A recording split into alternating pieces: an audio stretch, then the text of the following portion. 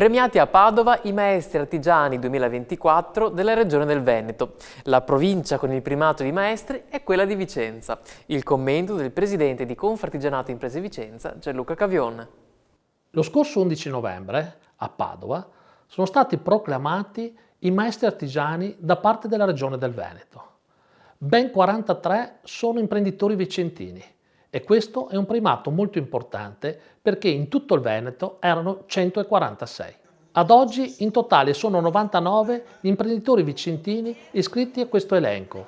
Con questo riconoscimento la Regione del Veneto vuole evidenziare quelle che sono le capacità di questi imprenditori, ma soprattutto quanta dedizione, quanta passione e quanto impegno hanno avuto nelle proprie aziende.